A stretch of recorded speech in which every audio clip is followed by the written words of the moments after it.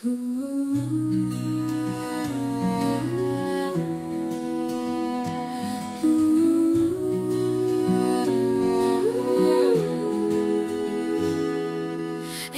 geloop in stof en droogte. My hart was leeg, my siel gebreek. By die watergat het ek gestaan, met vrae wat ek nie kon verstaan. Toe kom Jesus nader, asof hy met my wil vergader. Ek is Samaritaanse vrou, hoekom sal 'n Jood van my hou? By die watergat het Jesus my gevind.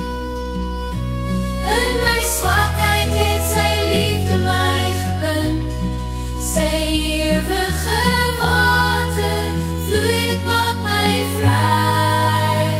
Hou my net ewig, man, Jesus is sy.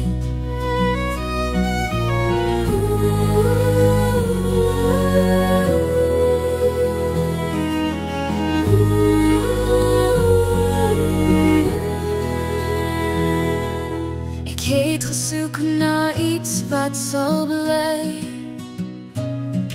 om sonde heeltemal te vermy. Jesus het gesê, drink van sy fontein, dan sal ek nooit van dors weer ly. Jesus se